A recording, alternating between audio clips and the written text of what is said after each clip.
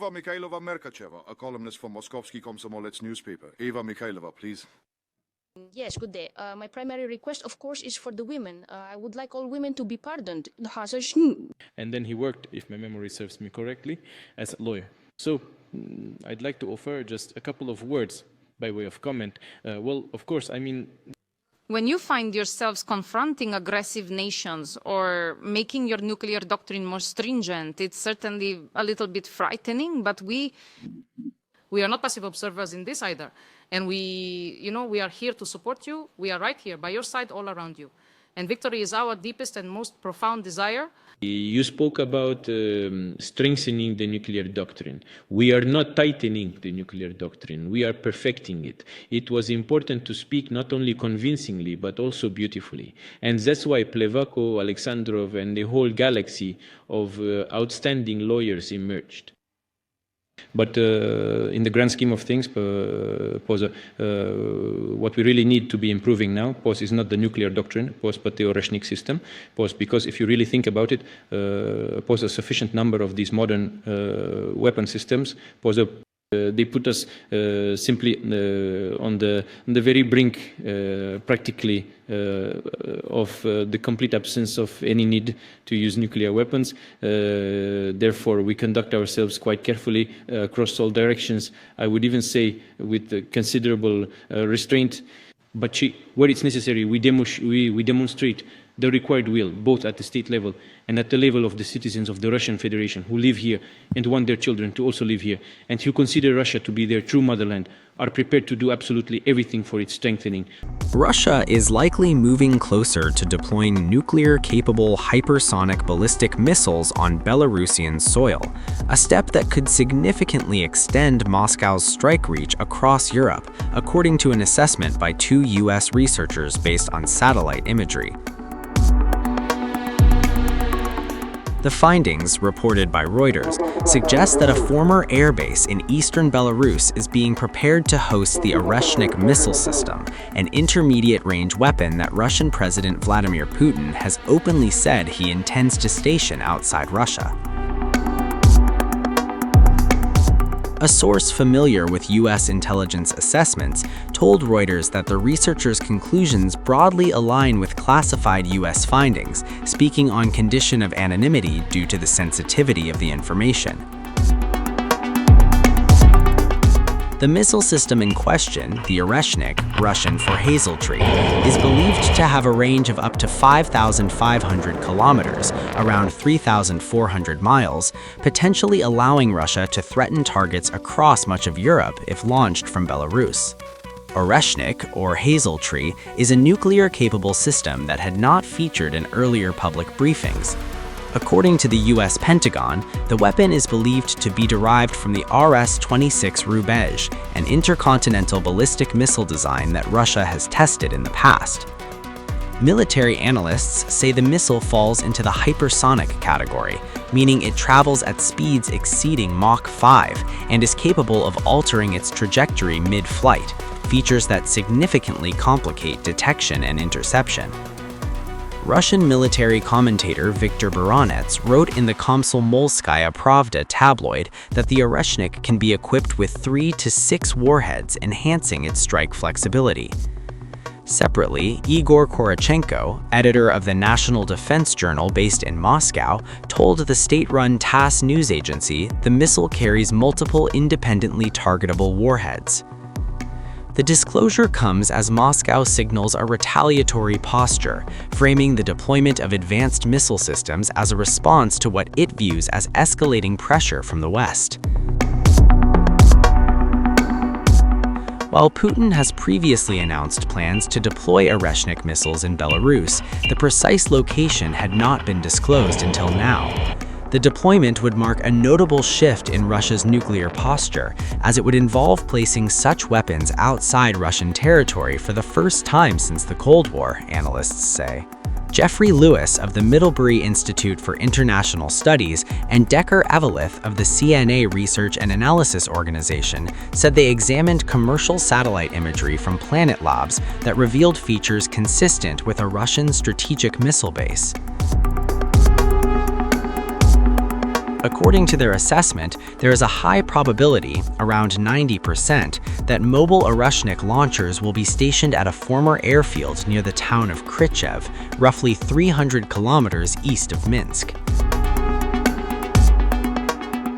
The imagery showed rapid construction activity beginning in early August, including a secured rail transfer point suitable for moving missiles and launch vehicles, as well as a reinforced and camouflaged concrete pad at the end of a runway, which the researchers described as consistent with a potential launch site.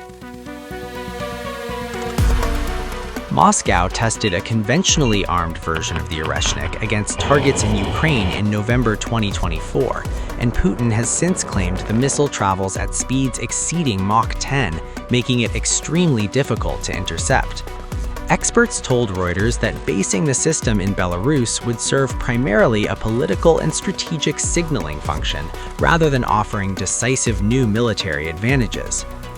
John Foreman, a former British defense attaché to Moscow and Kyiv, and now with Chatham House, said the move appears designed to extend Russia's deterrence posture deeper into Europe and respond to US plans to deploy conventional intermediate-range missiles, including hypersonic systems, in Germany next year. The timing is also significant, coming just weeks before the expiration of the 2010 New START Treaty, the last remaining US-Russia agreement limiting strategic nuclear weapons.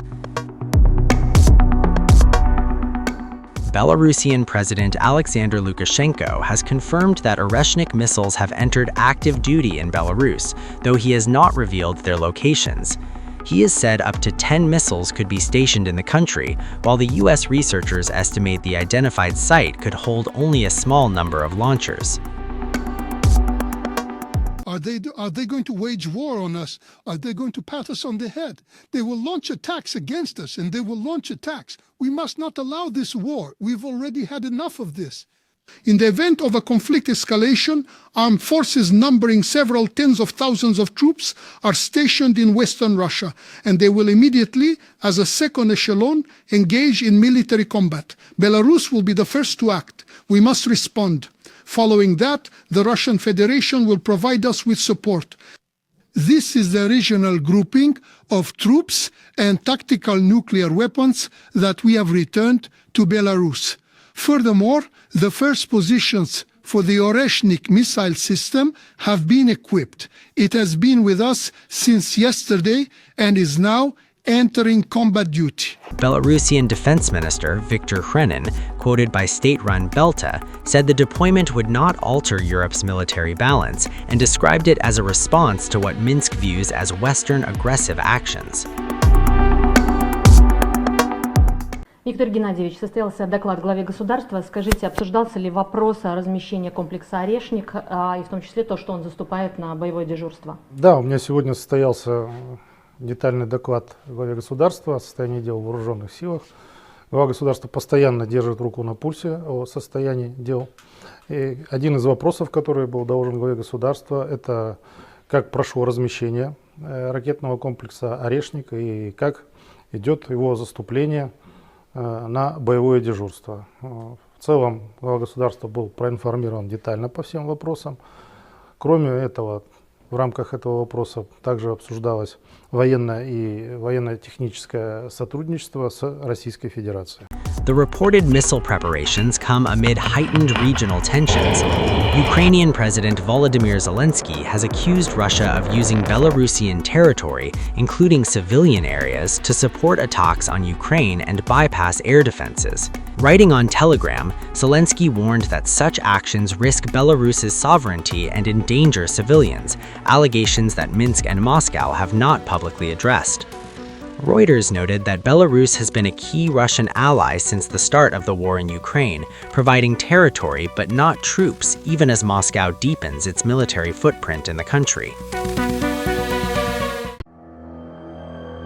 Kyiv came under a mass ballistic missile attack overnight after Russia launched several Kinzhal hypersonic missiles, 4 Iskander ballistic missiles, and a group of Kaliber cruise missiles at the capital, monitoring channels reported. Several explosions were heard across the capital, according to Kyiv independent reporters on the ground, as well as in Kyiv Oblast, where power outages were reported in the town of Brovary and surrounding areas following the strikes. Brovary is located about 20 kilometers, around 12 miles northeast of Kyiv.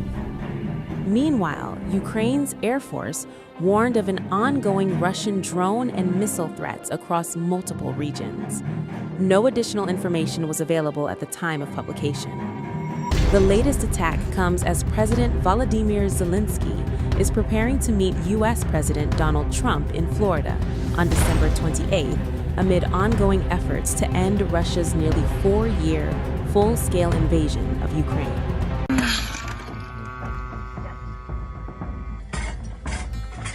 In a series of videos released by the Russian Defense Ministry, Moscow says it has launched a sweeping military response to what it calls Ukrainian terrorist attacks on civilian targets inside Russia. According to the ministry, 1 massive and 5 coordinated strikes were carried out between December 20 and December 26, including the use of Kinzhal hypersonic missiles. Russian officials say the strikes targeted Ukraine's defense industry, energy facilities powering military production, transport hubs, airfields, ports, drone assembly sites, fuel depots, and temporary deployment areas used by Ukrainian forces and foreign fighters. The footage shows precision strikes lighting up the night sky, Moscow framing them as retaliation and as a warning. On the ground, Russian units say they are advancing across multiple fronts. In Zaporizhia, the Defense Ministry reports that forces from the Vostok Group pushed up to 4 kilometers deep, taking control of the settlement of Kosovtsevo and surrounding territory, creating what Moscow calls a new bridgehead for further offensive operations. Video released by the ministry shows Russian troops moving through the area, securing positions, and raising flags over what they say is newly captured ground. In the Kupiansk direction, loitering munitions strike what Russia describes as a temporary Ukrainian infantry deployment area. Drone footage shows explosions ripping through positions, part of what the ministry calls a sustained campaign to degrade Ukrainian manpower and logistics. Air defense systems are also prominently featured. Crews operating Tor M2 and OSA AKM systems are shown tracking and intercepting incoming threats. The Defense Ministry says Ukrainian drones and missiles were shot down over several directions, with air defense units on constant alert.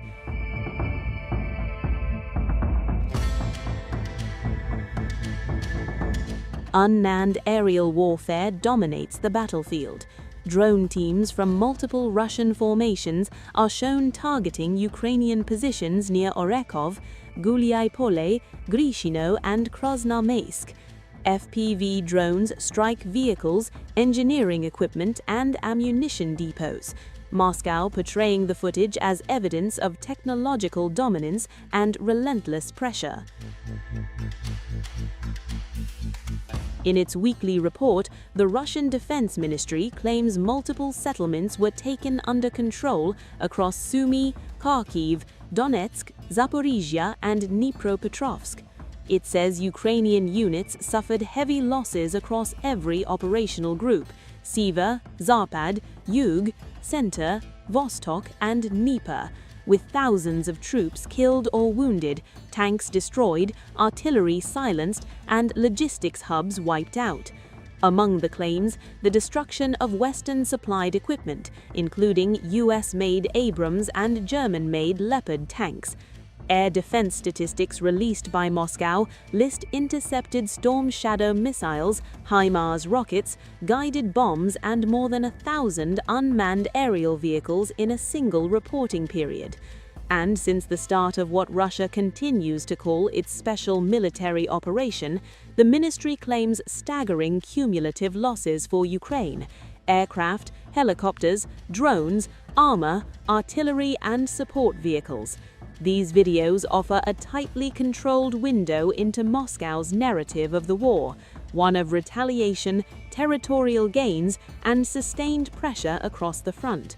But as the fighting intensifies and claims mount on all sides, the reality on the ground remains contested, and the conflict shows no sign of slowing down as the year draws to a close.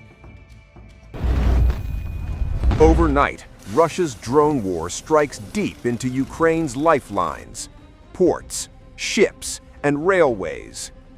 Southern Ukraine and the country's northwest came under sustained attack as Russian drones hit critical civilian infrastructure.